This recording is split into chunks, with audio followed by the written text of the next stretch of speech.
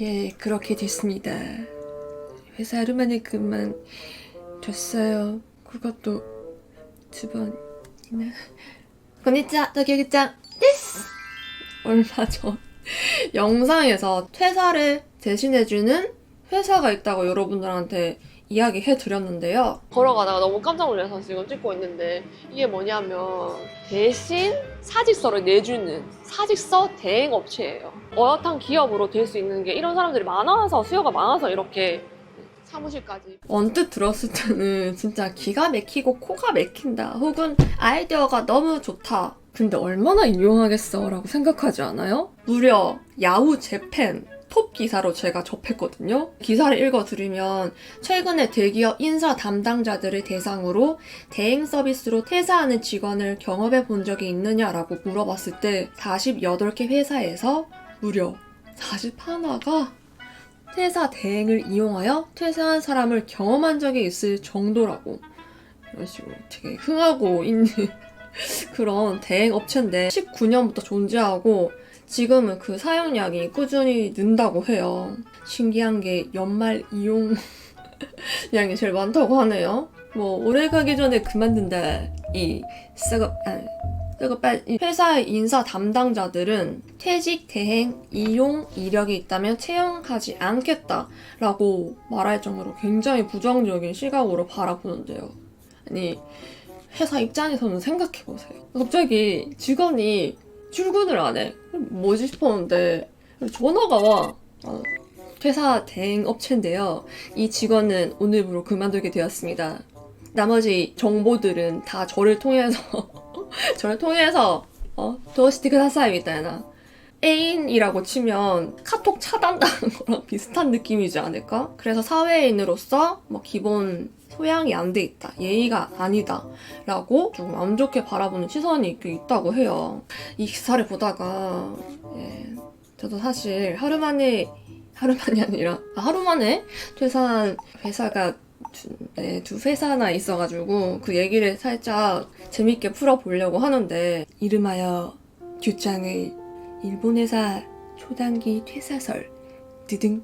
저는 예전 월급 영상에서도 이야기해 드리듯이 일을 많이 하고 돈을 많이 받는 것보다는 저의 개인적인 시간, 경험을 쌓는 걸 되게 중요시 여기기 때문에 잔업 없는 약간 저의 개인적인 시간을 보장해주는 회사를 선호하고, 그런 회사를 중점적으로 이제 지원하기 시작하는데요. 대기업 같은 경우는 거의 대부분 잔업 시간이 포함되어 있는 시스템이 많아가지고 거의 패스했고요. 사무가 조금 외시어 보이더라고요. 그리고 잔업이 많이 없어 보이는 또 업무기도 하고, 그래서 사무 쪽을 많이 지원했는데, 일본 취업을 생각하시는 분들 중에서 규짱 취업할 때 어떤 사이트를 이용했어요? 라고 질문을 하시는 분들이 있을 건데, 저는 타이프라고 해서 여성 인력을 중심적으로 지원할 수 있는 사이트, 그 다음에 두타,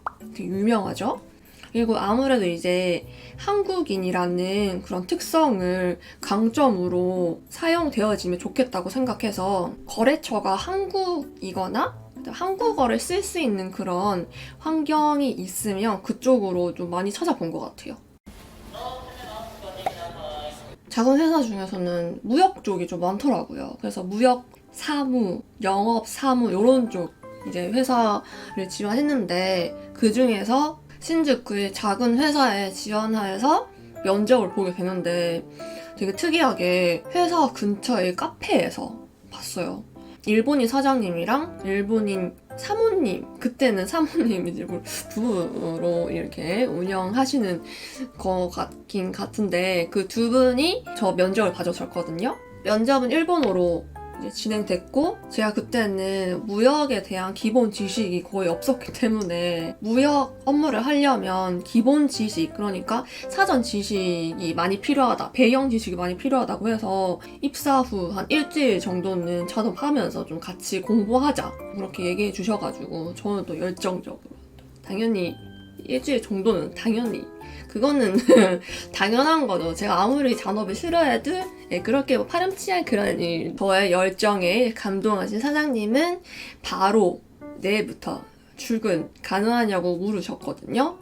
원래 일본 이제 대기업이 좀 더 그런데 면접을 3번, 4번 되게 많이 본다고 하더라고요.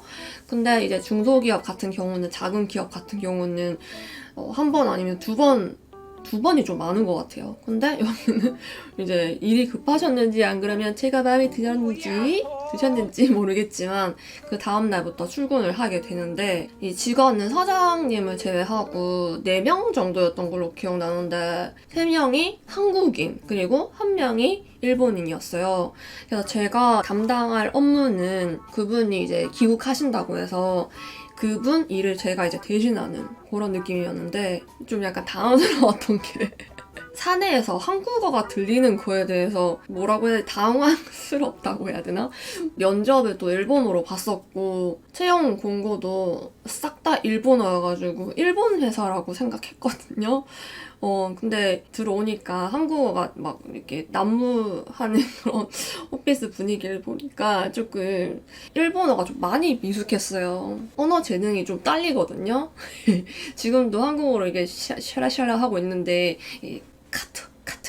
그때 일본어가 되게 많이 미숙했고, 일상의 대부분을 차지하는 하루에 9시간을 회사에 있어야 되기 때문에 저는 그 회사 생활이 저의 중요한 환경이라고 생각했기 때문에 일본어가 공용인 그런 회사를 다니고 싶었거든요. 그래서 약간 좀 망설였는데, 그래서 사장님이 같이 이제 일을 하기도 했고, 사장님이 일본인이기 때문에 한국인 사원들끼리는 한국어로 이제 주고받긴 하지만 사장님이랑 또 대화할 때는 일본어로 하겠지. 당연히 그렇겠죠. 그래서 약간 희망 회로를 돌리면서 인수인계를 받고 하는데, 오후부터 사장님에게 이제 무역 기초 지식에 대해서 강의를 받거든요. 받습니다. 예. 정신 차리고 이제 듣기 위해서 이제 메모 준비해가지고 하이, 넣어서 반짝반짝한 눈을 보내며 사장님 옆자리에 앉았어요. 근데 갑자기 사장님이 유창한 부산 사투리로 한국어로 저한테 이야기를 하시는 거예요. 근데 중요한 건 그분이 부산 사람은 또 아니야. 왜냐하면 이 일본인 특유의 그 발음이 있거든요. 안녕하심. 내가 좀 성대부사를 잘 못하는까지 계속 일본어로 대화를 했는데 갑자기 너무 유창한 무역 용어를 내뱉으시면서 얘기하셔가지고 왜 이렇게 한국어 잘하세요? 라고 제가 눈 동그랗게 뜨고 이야기했거든요. 사장님 말로는 한국을 너무 좋아해서 한국을 많이 갔기도 했고 또 이제 거래처가 한국 분들이 많기 때문에 자연스럽게 한국어를 조금 많이 익혀졌다고 그런 식으로 말씀하시더라고요. 그 후에 제가 봤는데 직원분들이 사장님한테 한국어로 말하면 사장님이 일본어로 대답을 하는 거야. 사장님 밥 드실래요? 응, 뭐食べたよ? 약간 이런 느낌. 사장님과 직원들의 이제 의사소통 그런 장면을 보면서 내가 여기서 지내면 내 일본어는 그대로이겠구나, 발전성이 없겠구나 싶었어요. 그때부터 막 어떡하지? 나 어떡하지? 약간 이런 식으로 고민을 진짜 많이 했는데 또 대게를 또 사주시더라고요. 또 새로운 사원 왔다고 되게 그 비싼 거 있잖아요. 그 코스 요리. 아이씨. 내가 됐다고. 저 진짜 괜찮다고 했는데 너무 죄송하더라고요. 여기는 금융회사였어요. 사실 금융 쪽은 제가 처음 지원해가지고 기억이 안 나. 전혀 기억이 안 나는데, 사실 한국에서는 실전 경력 이런 걸 되게 중요시 하잖아요. 사원에 채용할 때. 근데 일본에서는 이제 야루키라고 열정, 그리고 우리 회사의 사원이 됐을 때 잘 맞는지 그런 과거의 경험을 되게 중요시 생각하거든요. 그리고 또 인력 부족인 그런 이유인 것 같기도 하고, 그래서 업종을 경험을 하지 않았다고 하면 처음부터 이렇게 가르쳐주고 그런 느낌이 좀 큰 것 같아요. 일본은. 제가 서류 통과를 하고 면접을 보러 갔어요. 오피스가 너무 세련된 거예요. 따로 면접실 같은 것도 있어가지고 회의실인가?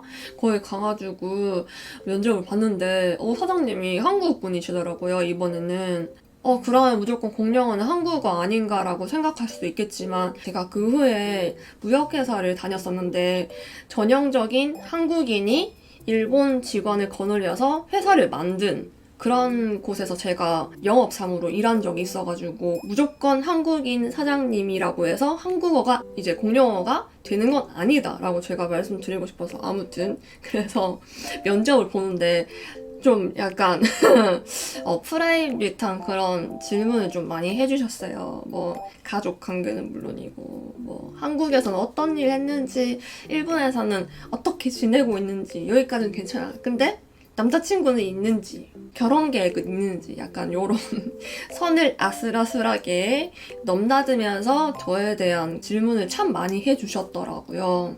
뭐 근데 저는 다 재밌었어요. 사안을 잘 파악하려고 하는구나. 네, 긍정회를 또 돌렸습니다. 이렇게 두 번의 면접을 클리어하고 금융회사의 정사원이 되는데요.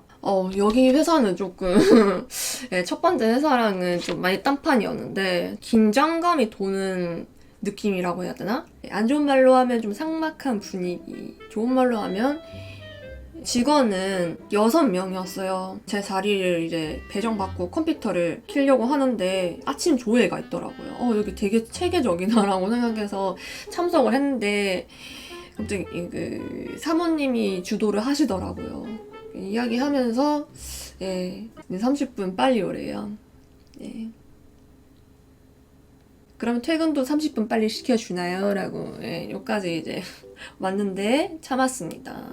첫날이기도 해서요. 제 자리에서 컴퓨터 이렇게 만지고 있는데 사장님이 사장실로 이제 부르시는 거예요. 갔는데 사장실도 되게 으리으리하더라고요. 약간 그 사장실에 동경을 갖고 이렇게 만드신 그런 느낌 뭔지 알죠? 사장님 이야기 하시는 거 듣고 있었는데 제 옆에 앉아있던 사원이 똑똑똑 하면서 텀블러를 들고 오시는 거예요. 그래서 뭐지 싶었는데 사장님 텀블러, 그 커피 가득 찬 그 있잖아요. 얼음 송송 띄워진 순간 내밀에 사원 국적 비율은 한국인이 많았어요. 3명인가 4명 한국인이고 일본인은 1명 정도였는데 사실 거래처나 손님은 거의 다 이제 일본 분이 대부분이어가지고 뭐 업무적으로는 일본어를 더 많이 쓸 수 있기 때문에 뭐 그건 괜찮다고 생각했는데 이제 회사 공용어도 역시 한국인이 많아서 그런지 모르겠지만 한국어더라고요. 물론 한국인 사원들끼리 한국어는 당연하죠. 당연한데 나는 또 일본 회사인 줄 알고 근데 또 제 옆에 있는 사원분이 또 하필 일본어를 너무 못하시는 거예요. 순간 내 미래? 퇴사 이제 직전까지 갔어요. 근데 이제 퇴사 결정이다 라고 하는 한 방에 어떤 것이 있었어요. 이제 퇴근을 하려고 하는데 제가 한시거든요. 한상이라고 불렸어요. 한상 유니폼 입어야 돼요. 완전 좀 이렇게 몸의 라인, 바디 라인이 이렇게 딱 드러나는 그런 이제 옷이었는데 그게 왜라고 생각하실 수 있는 분들도 계신데 저 도쿄교장 투톤을 했었잖아요. 그만큼 제가 좀 자유로운 영혼이에요. 옷 같은 것도 입고 싶은 걸 좀 잘 입었단 말이죠. 거기서 착 달라붙는 유니폼이라니. 한순간에 저를 너무 옥죄어오는 그런 느낌이 들었어요. 죄송하다고. 죄송하다고 안 될 것 같다고 여기.